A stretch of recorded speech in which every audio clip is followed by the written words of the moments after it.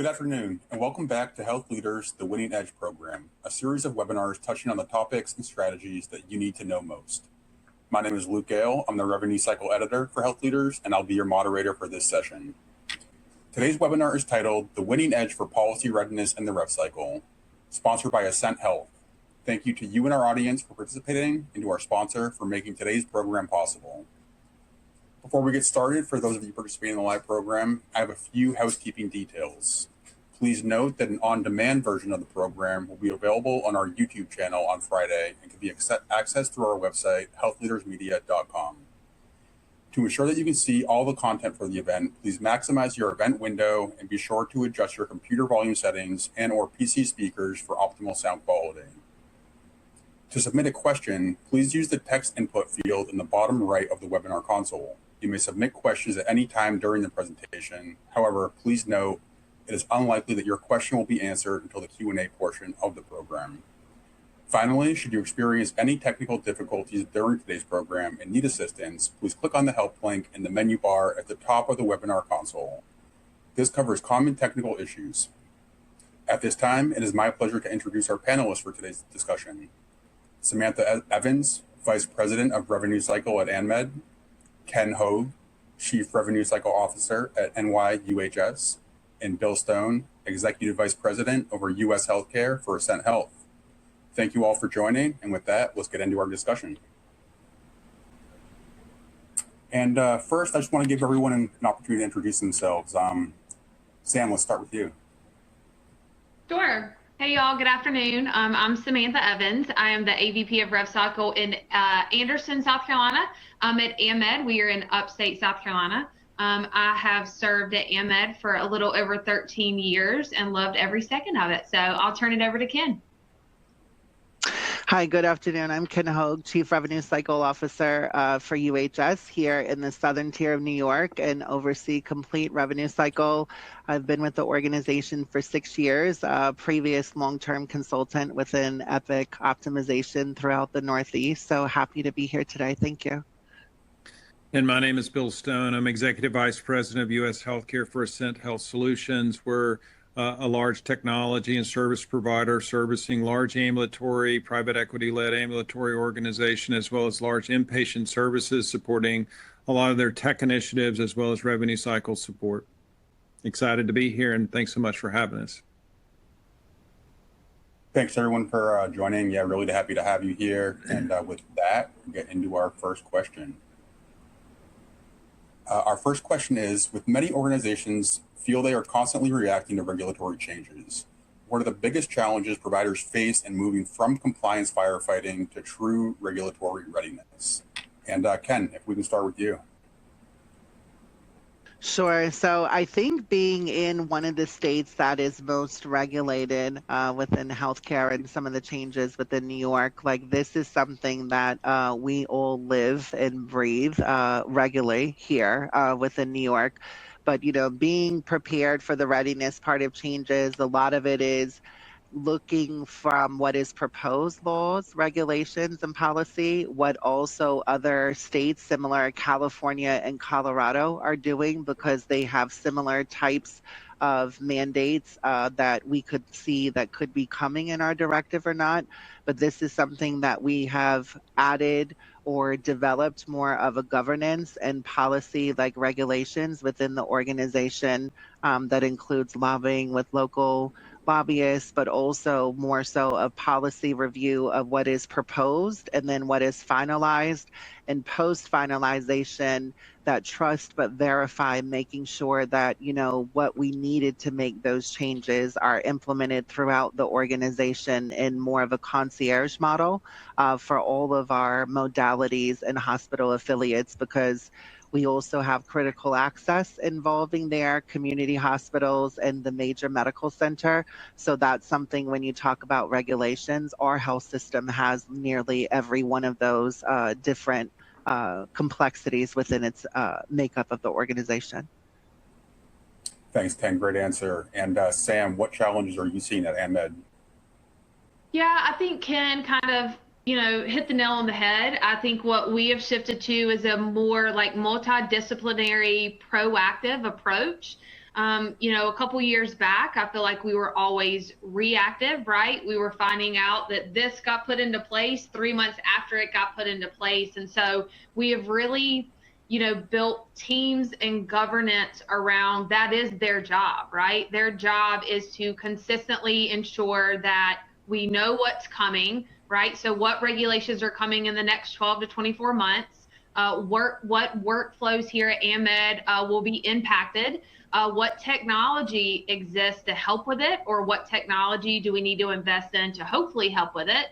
What financial risk could this bring on, right? So it's all about being prepared. It's about knowing that it's coming, knowing that it could come or it can't come, right? So it's one of those things, sometimes you prepare for months and months and then, it never happens.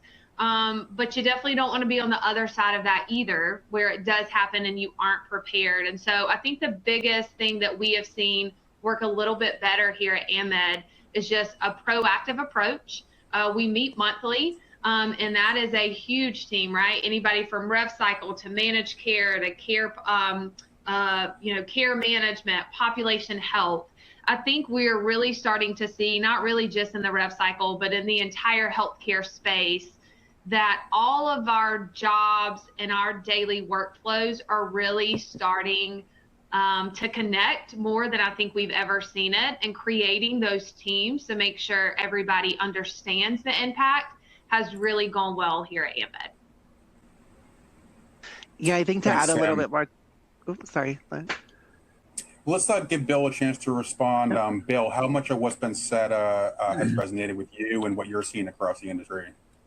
Yeah, I think Sam really nailed it. Talking about going from reactive to proactive, we work very closely not only with the compliance officers of partner healthcare systems and ambulatory organizations, as well as our law firm in Shamlis, Boehner, and Stoffel. And this really having where compliance is just not in the chief compliance officer's office in that team. It really, when you think about revenue cycle and looking at Sam and Ken's organizations and other client organizations that we have, revenue cycle starts at the front end, that registration of that patient, and then that overall intake process. And so really having that proactive approach within embracing those compliance and regulatory guidelines, culturally is, I think, one of the biggest challenges that healthcare organizations are facing today. Thanks, Bill. And Ken, did you want to respond? Bill hit a little bit on that, but what we also are seeing is a cross-functional compliance setup within the organization. So we essentially have had the compliance structure of under revenue cycle reporting things up through corporate revenue cycle, and that is more the roadmap to kind of like where we're reporting up what's the projections or what things may come.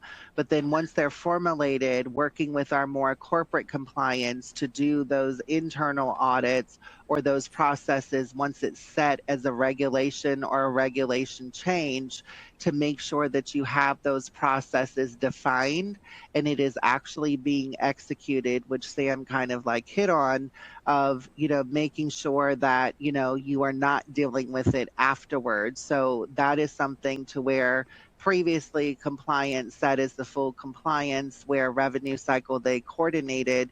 We actually have a compliance forum to where one of the directors in the organization oversees all of the revenue cycle compliance for our practices and others. And it's kind of that dyad approach that we have formal checks and balances, because 3-4 years ago, similar to what was said here, we had to learn from being reactive to really going more into proactive, particularly given the law changes and how complex.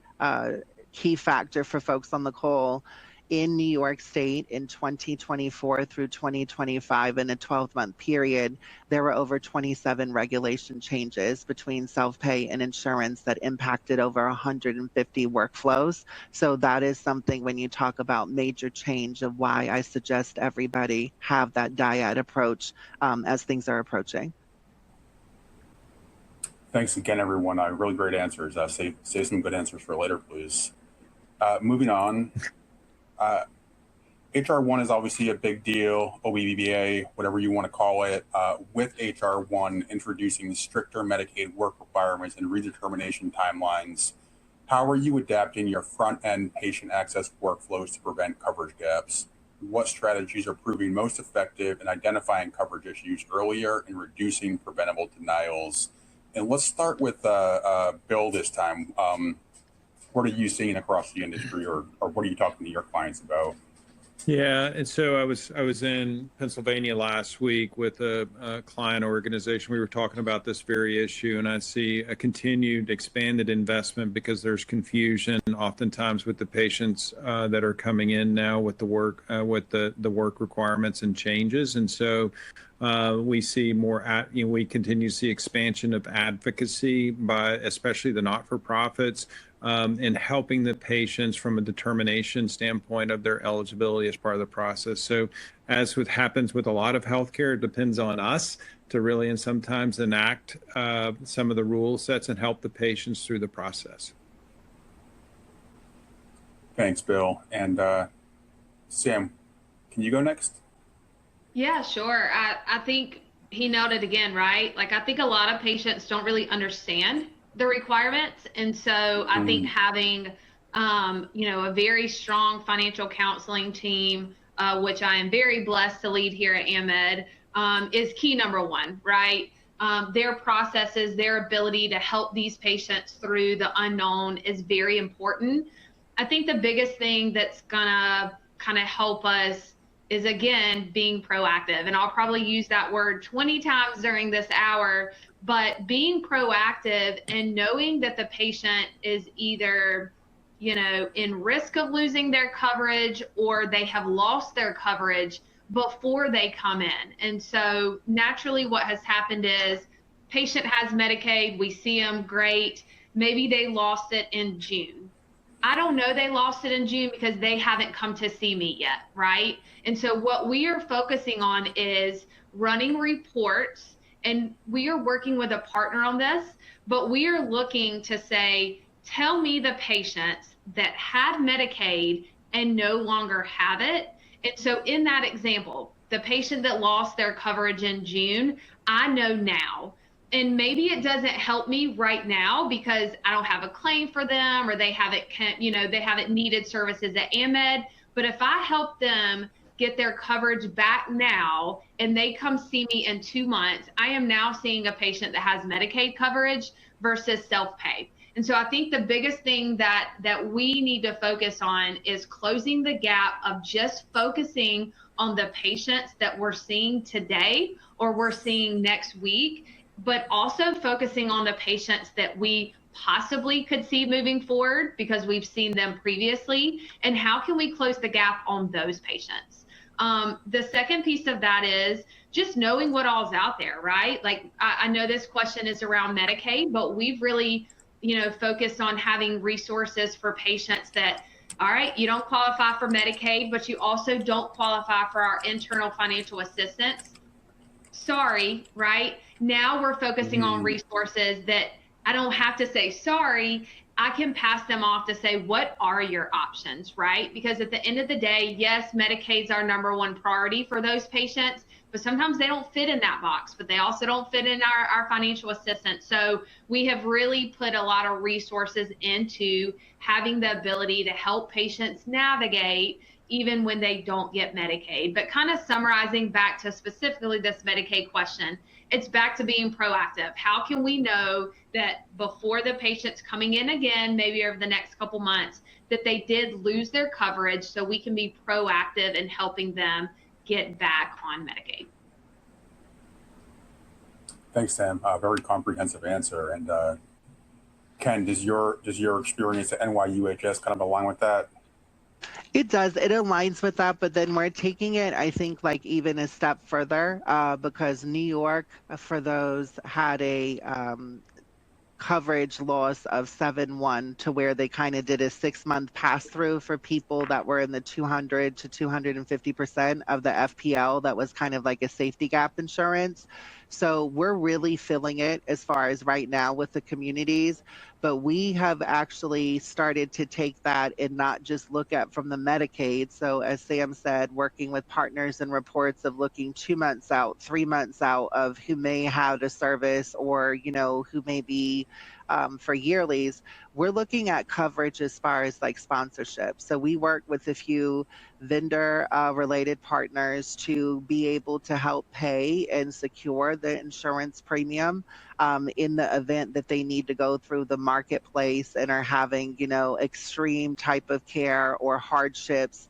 And then the advocacy, similar to how Ahmed stated, we very much have increased our advocates, and that advocate is from the start of the source. But we've also created a self-pay concierge team to where even if they get it on the back end, how do we prevent that slippage? Look at the education of what may have been missed on the front, but then from the back end part of helping them with hardship, helping them with grant programs, and even doing referrals to mobile food banks or assistance for their utilities for those people that just may be $5 over that threshold that really also need additional help in order to be able to make their marketplace premium payment. So we've kind of looked at that from Medicaid, but then now marketplace. But as the hardships happen, how we can proactively look at things outside of a traditional financial counseling and patient financing to where there are grant programs or other types of assistance that's not just taking money out of the patient's pocket when they're already experiencing a hardship. Thanks, everyone. Any final thoughts? We will get back to HR1 a little bit later, but any final thoughts on this question? Yeah, just one last comment, because we do a lot of work in infusion and oncology support services. And Ken, really, I want to echo something that Ken brought out. We see a heavy and continued enhancement by the health systems looking for coverage or support or grants for drug and drug therapies as well. And so because of some of the impacts of Medicaid, I've also seen some of our clients heavily continue to invest in finding additional grants for patients for different therapy types as well. So I want to certainly, I think that's an important element that Ken brought out. Thanks again. Moving on. CMS-0057-F says strict PA turnaround times for payers. How are you preparing to track payer performance and hold them accountable to these deadlines? And I just want to ask more broadly, we don't really have this question in here, but where are you all at more broadly with CMS-0057 requirements? And Sam, if we can start with you. Yeah, I think the answer is within the question, right? We have to be prepared to track the payer performance. Being at AMED for 13 years, I can remember being at some of our, JOCs with our payers, whether it was monthly or quarterly, and all of your information came from your boots on the ground follow-up staff, right? So if I'm with a payer and I come to the table and I'm like, my follow-up staff said that, it's taking you twice as long as it used to get back on our appeals, or it's, so what was happening is we were coming to the table with very anecdotal complaints. I think now we have to more than ever come to the table with these payers with very objective, like data-driven conversations. And so I think we've all seen across revenue cycle over the last couple years, which luckily I'm glad we have, because I think we're prepared for this now.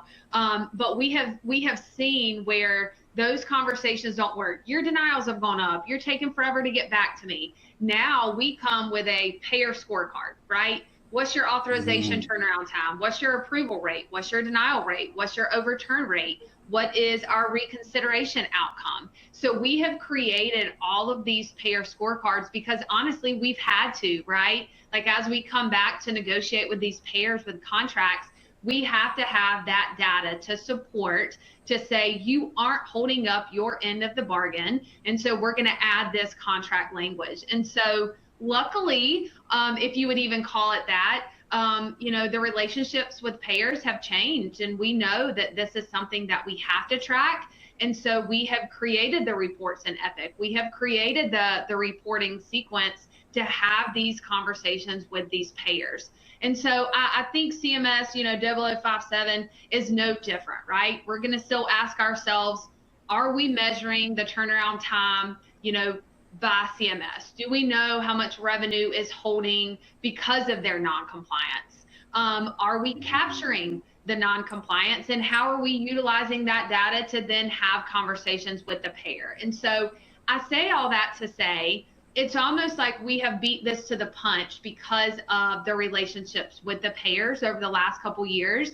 We've had no choice but to track this and have these conversations. And so I can say here at AMED, I feel like we're here. I feel like we have the data, the reporting, the ability to, have these conversations to say, hey, here's what we're seeing, here's what you're saying we should be seeing, and we're not. So what's next? So I almost feel kind of good about where we are because we have had to track payer performance in this way over the last couple years.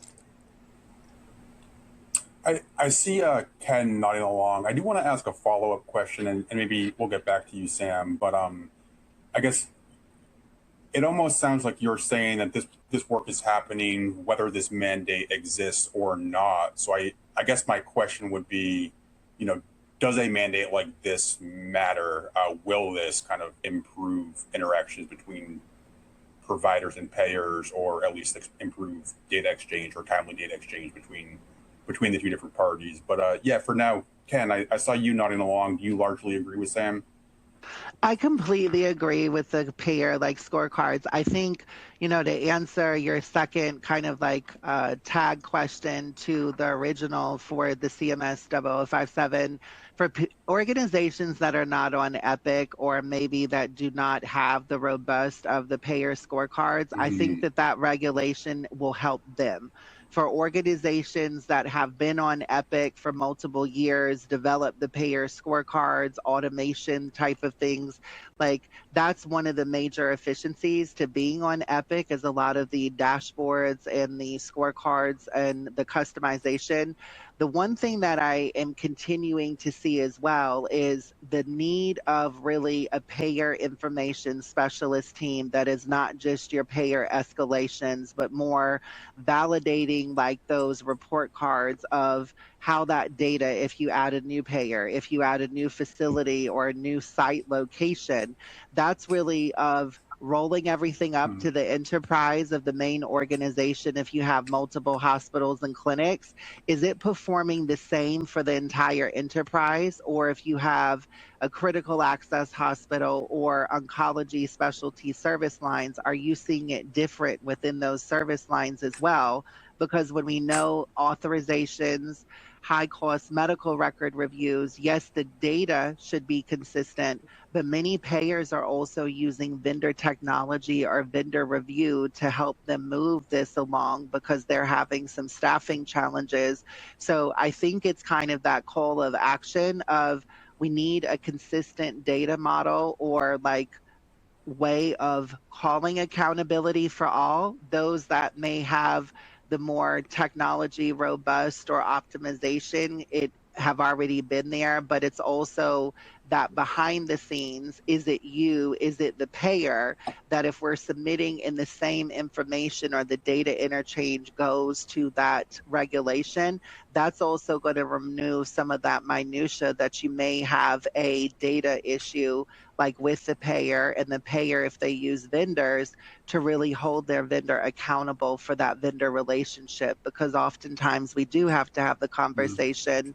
It was sent right, it was verified, the data format was correct, and that's just, oh, let us follow up with our vendor, our internal partners, because something must be off with our AI or automation. So as we automate more, going back to those roadmaps of standardization, I think is what that law is trying to force in a direct way, is my opinion.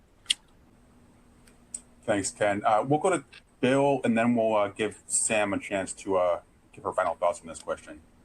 Yeah, I think for the particular law itself, we've already been providing technology now for quite a few years and supporting this initiative even prior to the provisioning of the law. I think the place that and we see improvement in the turnaround process from payers and prior auth. I think our broader concern that we're seeing now is even as more of a byproduct, and while the next step is holding the payers because we've gotten a prior authorization. We've seen a very measured scaling of requests for information after the procedure's been delivered. And then even though we've got a covered benefit and approved authorization, payers taking a pathway to delay payment to review the records as well. So we see a next step in this law that likely will have to come because payers will deliver the auth, but now delaying payment because they want to review the records as well after the procedure's been delivered. Interesting. Thank you, Bill. And Sam, just wanted to give you a chance, since I threw a follow-up question out there, to respond.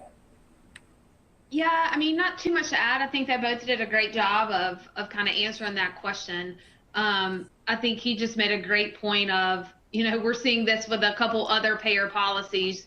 Just because, they check the box of, I got you your, stat authorization within 72 hours, or I got you your regular authorization within 7 calendar days. I think we in RevCycle know that does not mean we are going to get paid on that claim, right? And so I think that's the second piece of this.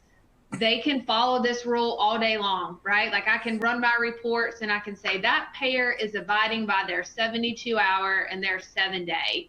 What if their denial rate doubles, right? So that's where we have to always be on the lookout of.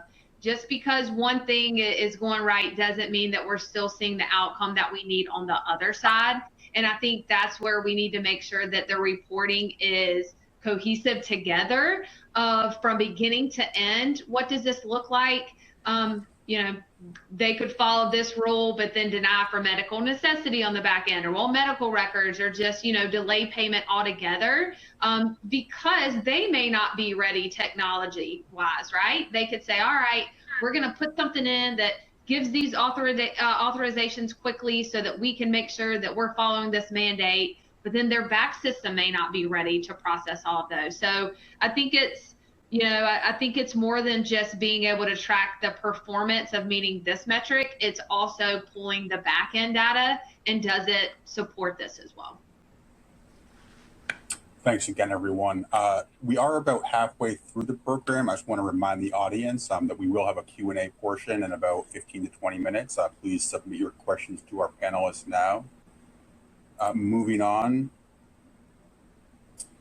Another CMS-0057 question. How are you evaluating your technology vendors to ensure that they can support these CMS-0057 requirements? And Ken, I think that you touched upon this a little bit in your last answer. So let's start with you. Sure. So I think when we talk about like the vendors and how, for vendor partners, that's really, where is the footprint of your vendor selection and what is their roadmap, right? For the next 2, 3 years and even beyond, when we know that there's data changes and people can say, we can do this for you. There's a lot of customization, but a lot of that may cause the back end things, as similar to Sam, not to be able to have that string thrown through. So we're looking at, is the vendor their self, the purpose providing the technology, or is it a white labeled kind of pass through? And then also from a data interchange, of what their file format is, are they owning everything that they really are saying that is theirs of a vendor selection? Because, we know that there's different pass-throughs, there's different data parts of security, but we really want to know where that is happening and through those files. And if it is a pass-through, how is that related? When changes need to be made, or root cause analysis when a process is not working efficiently. But I think that vendor selection has gotten to where, What are your change controls and what are your actual like client management, like going back to client management one-on-one of here's some changes. We want to proactively know that this is coming 2, 3, like 4 months where, what are you aware of this? Is it impacting us? Is it impacting all? Then security related assessments, right? Has vendors had issues or certain things that we can see, but also partnerships of footprints of multiple things. Because when we talk about we are making changes, or how I said earlier of some of the regulation changes, New York being very detailed, that's kind of where we're looking at long-term partners of what they can actually do. Can they do more than 5 or 6 things? In some instances, you may need to choose a boutique partner, but more of those partnerships that are multifunctional. So like we don't have 50, 60 vendors like we're working with. We may have, 10, 15 core, because then that's where we're partnering and working through some of these changes, but also monitoring. And if we're struggling, then we can say we need your help for this period of time to not delay cash within the organization, because that's the other thing. Just because the data is standard, we need to make sure that that realization of cash and dollars to the organization, we really are getting as how we're contracted, not prolonged 2, 3 months in a delay of payment, because that also delays your financials of what you're expecting to run your business. Thanks, Ken. Sam, do you have anything to add to that? Yeah, I feel like technology has evolved in the way of, when AI and technology kind of first came on the scene in rev cycle, I think we were all, wooed at the technology portion, right? Like we cared more about show me what your technology can do. And I still think we're invested in that part. But I can say that my mindset has really shifted over the last year or two. Is it reducing my administrative burden? And if it's not, then the technology can be the best in the world. It's not going to help here. And I've seen that, right? Like I've seen companies just produce jam up technology products, but unfortunately it doesn't work within our internal workflow.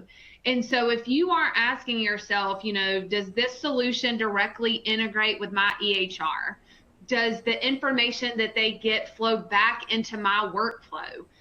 Do I have visibility into it at all given times? Do I have to go into 2 or 3 other systems to get what I need?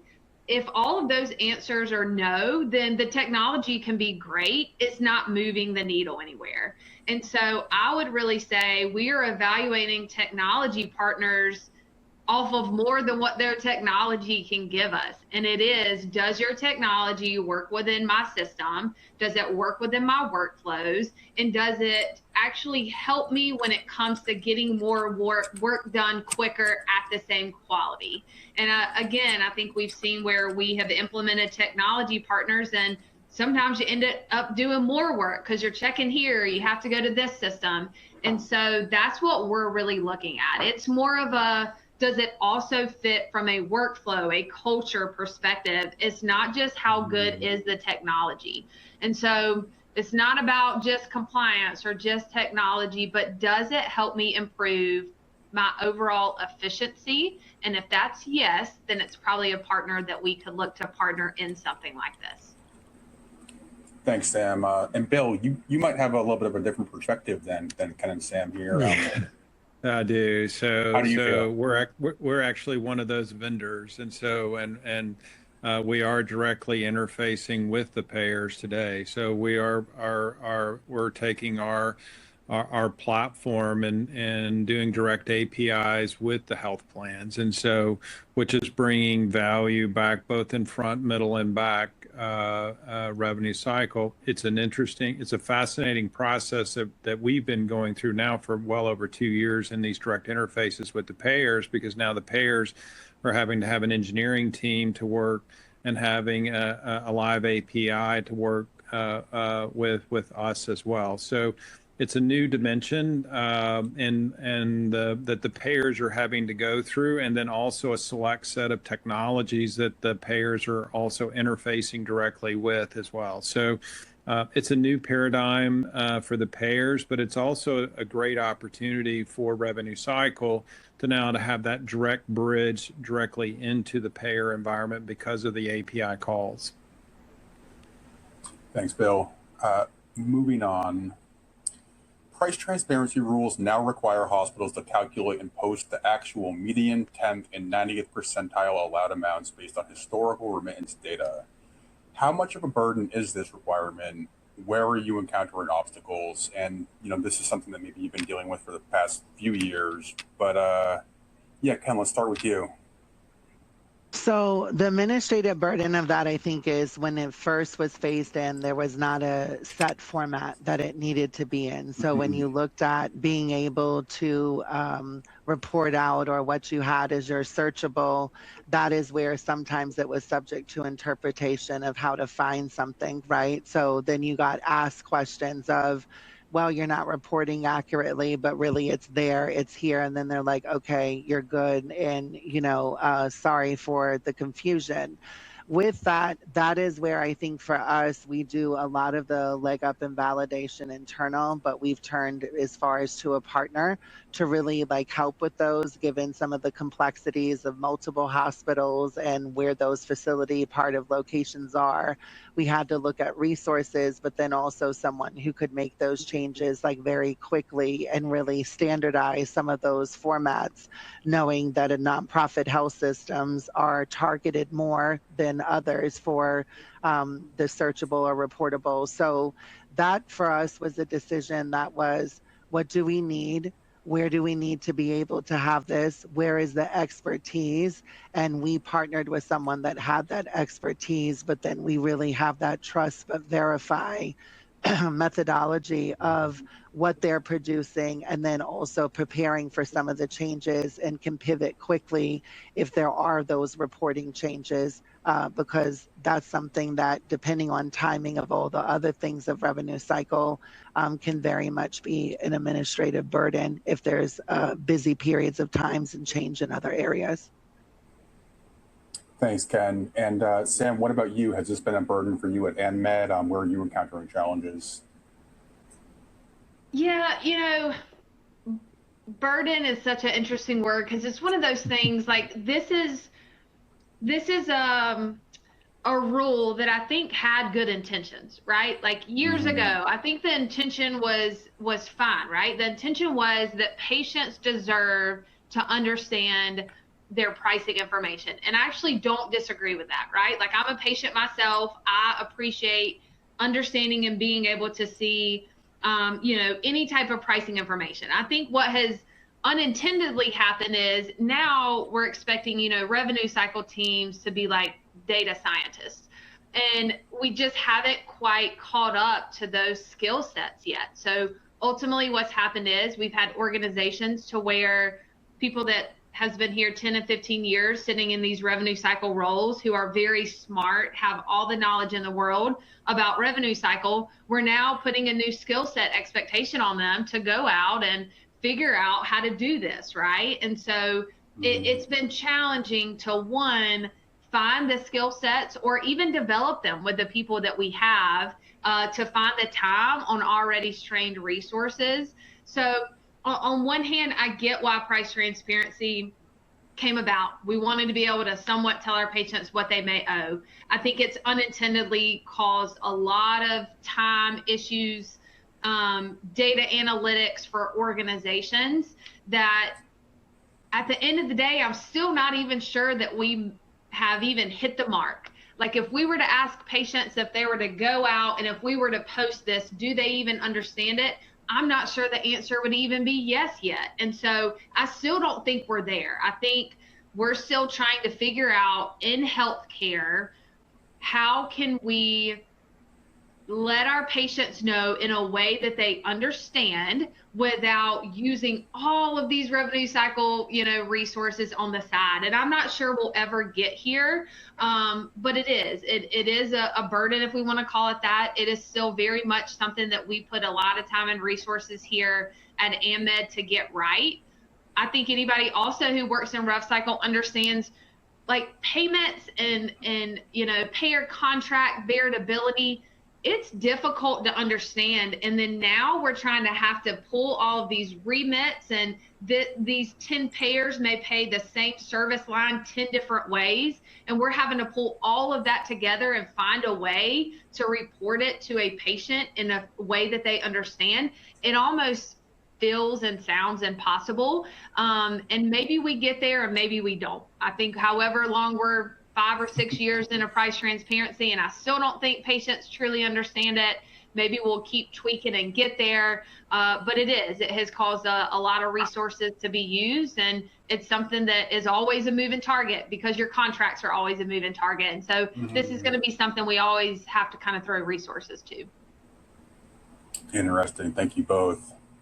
Moving on, turning our attention back to HR 1, given the potential for significant Medicaid funding cuts and subsidy shifts, how are you adjusting your financial modeling and margin protection strategies? And we'll start with Bill here. How are you having these conversations with your clients? What are they saying to you? Well, I think there's a couple of things that are happening because, we help support emergency services and ED departments. And so there's an expected from the chief operating officer of these health systems and ambulatory departments that there's going to be an increased volume coming in and with self-pay and patient responsibility because of the changing landscape. So we're seeing operational changes, some stuff that we saw 10 years ago, 10, 15 years ago, pre the Affordable Care Act, that, what we grew up in with healthcare. But I think more importantly, what I'm also seeing is key executives like Sam and Ken really focus on anticipating that loss of revenue to making sure that we're maximizing the payment from the payers that we've delivered services for. So staying ahead of that net collection ratio greater than 95, 96, 97%, because they want to be keenly focused on the payers that they expect payment from. So we can't afford anymore to leave dollars on the table as part of the process. Thanks, Bill. And Ken, would you agree with that? I would echo that. And then I think, what other programs similar like we talked about before, like patients could be qualified for. One of the other things is I think veterans who have honorably been discharged or VA like patients, they aren't entitled or don't really know some of their benefits. So looking at, pockets or people, if they're diagnosed with certain things that they are out there, that's when we have a lot of veterans that are retired within our area that maybe have not needed to use those services, or those that have not needed health care that are younger, but then now they have some of those conditions and being seen. That's where it's kind of more of that forensics interviewing within self-pay of where have you worked? Have you served within the military? Have you worked within the state? And, are there other things? Are you not able to work because of a health related ailment? Part of that intake really goes back to the larger picture and what we may be able to do. But then it's also those that don't qualify, where we can safeguard against that revenue, and then hardship related programs for those that don't qualify for financial assistance, right? And more interviewing there about where that would be. That has gotten more critical because even in financial assistance, some organizations, have multiple tiers.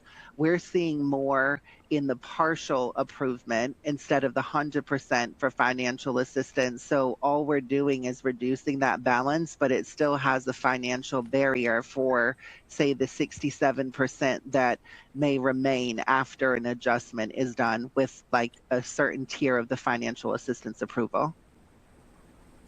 Thanks, Ken. Any final thoughts on this question, Sam?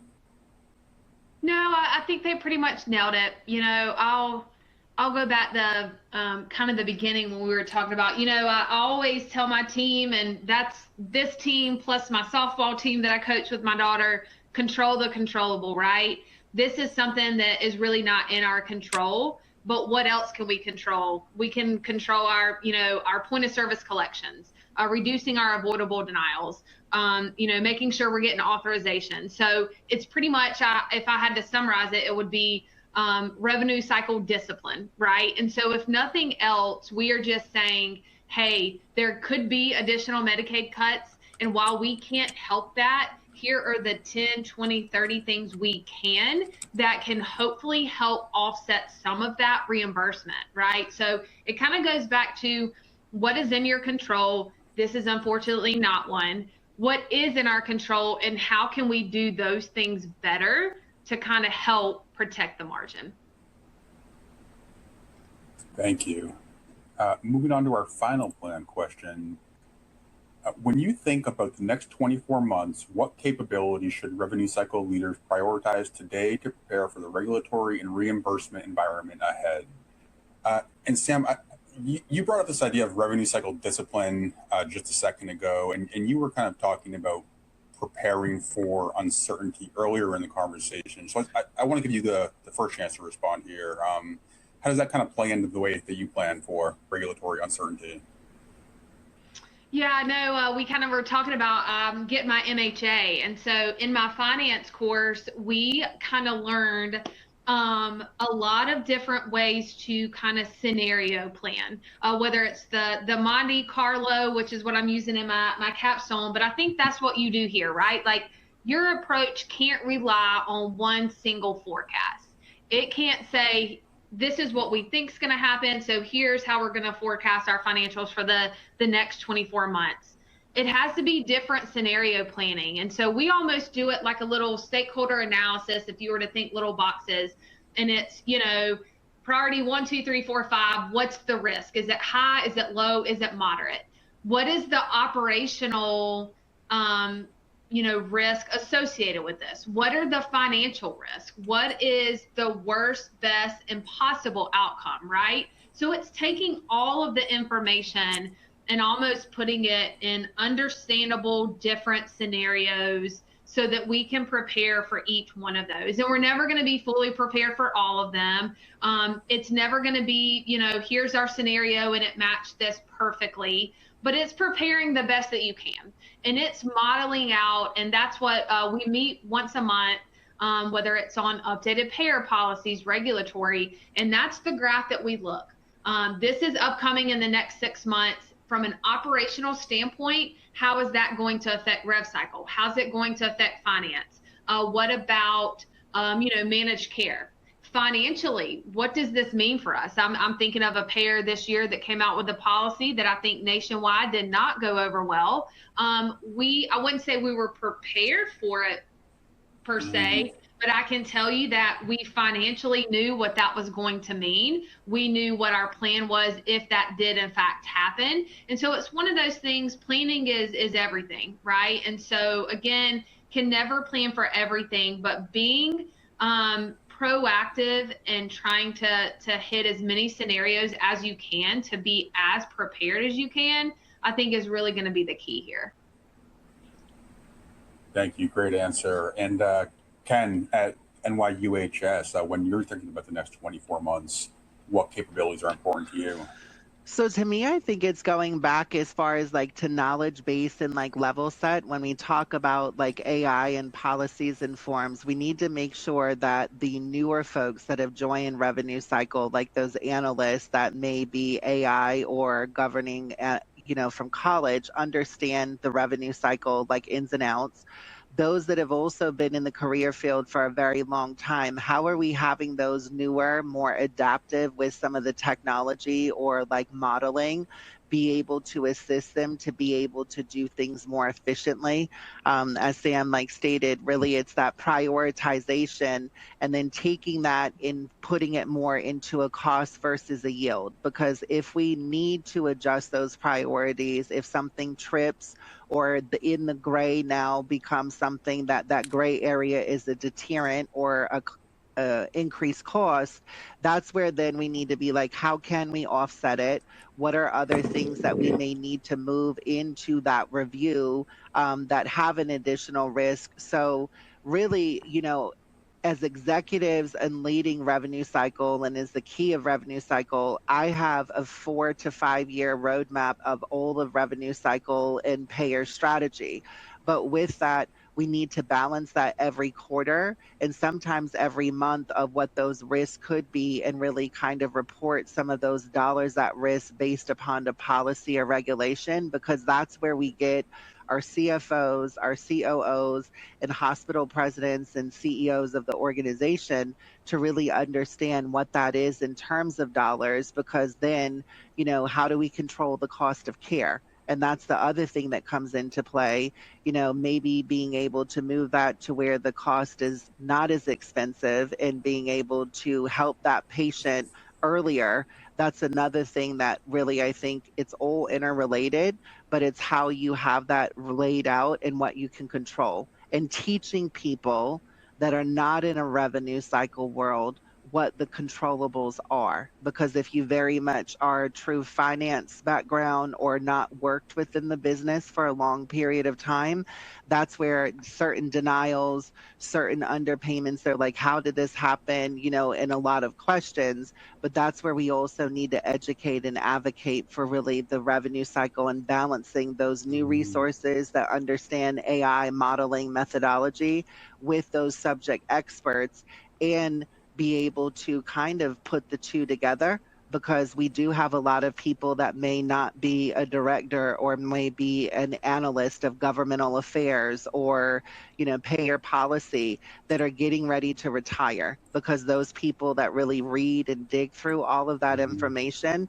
that's a skill set that we're starting to see, starting to where newer individuals are not wanting to kind of put in part of that work. So it's balancing that and getting it balanced as an organization to make sure that we can still meet our demands and objectives of our organizations. Thanks, Ken. And Bill, any final thoughts before we go to Q&A? Yeah, so thanks, and we'll go to Q&A. So it's almost a trite point at this point, but AI, in our opinion, poses probably the most significant challenge to healthcare compliance. Right now, we believe that a lot of the compliance frameworks and guidelines were built around human processes. And then with AI advancing, it's frankly advancing faster than a lot of our compliance and workflows that we've set out there. And so I think, as we think about what does that look like, what's the art of the possible when you begin to think about autonomous appeal letters, autonomous coding, CDI, live feedback for the clinicians as they're documenting inside the record as well. These are, guidelines that frankly, people developing those frameworks and guidelines, even as late as 36 and 48 months ago, the technology wasn't there to be able to do some of these things. So it's creating new things that we really have to evaluate in the delivery of care. Thanks, everyone. And thank you again for an excellent discussion up until this point. That does bring us to the Q&A portion of the program. So please submit your questions to our panelists. If you're participating in the live program, you can submit a question using the text input field in the bottom right of the webinar console. Your questions will remain anonymous and will not be viewed by other audience members. And we do have, I believe that this one came in during the first question on moving from compliance firefighting to true regulatory readiness. And I believe it came in as Sam was speaking. You mentioned that every function is becoming more interconnected and delivering proactive care management. What's the biggest organizational barrier to getting clinical revenue cycle and operational teams truly aligned around shared outcomes? And we'll give Sam the first chance to respond. That's a tough one. I mean, I feel like probably the biggest barrier is that all of the different departments have different goals and they're, incentivized differently. You have your clinical teams over here and they're focused kind of on quality and patient outcomes. And then you have your revenue cycle and they're over here and they're incentivized over cash brought in denial rate, point of service collections. And so it's not that those like compete necessarily, but it does create different silos that bring their main focus differently. And so the problem is the patient journey is shared, right? The outcomes and what each department are trying to achieve are not shared. And so I think where we have to go, shared goals. And what that looks like, I don't have the answer for yet. I can say that AMED has focused a lot on joint patient experience goals, really having a ton of weight. And the patient experience questions are not just from a clinical perspective. It was, how was your registration? How was your ability to understand the financial piece of this, right? So I think it's building on that. I think it's building on what goals can we create as an organization that help incentivize everybody to do the same thing for our patients. And we're not there yet. I still think we have very different goals, very different daily focuses because of that. And so I think as healthcare, we're starting to see our areas intertwine more. How can we also create goals that intertwine us more? Thanks, Sam. And Ken, what about you? What sort of barriers are you seeing at NYUHS? We saw similar, but then I think like we actually like went on a pay for performance as far as like journey like 2 years ago. And when you talk about, making those more shared goals cross-functional, that was a part of that exercise, right? So for the leadership teams, that was something that we needed to be like, from those metrics, you're all a part of this, and coding can very much make a difference within your PS9s and PS like 11s from quality. So we had to step back and really say, from the care delivery of the patient experience, we had to put it into 3 linears and make sure that it was balanced. And that really is from the consumer experience, shopping for services, where they want to go, the patient experience when they actually had the service and what they went through. And then after that, you really want to go back to, from consumer to patient, as far as like to who, as far as like referenceable, in being able to say, are we level setting both sides of this? Would I come back? Because, a patient can choose to go to you for services if they don't like what you have, and then where you live, if there's additional providers or like a network to go to. That's something that we need to make sure that we are both balancing all of that in that care continuum. And I think that the weightedness part of those goals, people need to understand, how do we simplify some of these changes as well? Because with the changes in the patient experience, if they don't understand it, they're either going to forego it, they're going to ignore it, or they're going to get frustrated. And then your actual patient experience surveys and other things are going to be responded to that with a patient that has some frustration. So it's really understanding kind of that in more of a cross-functional way, instead of just like from a patient clinical perspective, which our patient experience team literally is interviewing people from the outside that have had services, that maybe, explaining those. And that's where we look at couple times a year of, how do we simplify some of these harder things so patients are more informed and feeling like we're there to help them, versus just we're the hospital and this is the regulation change.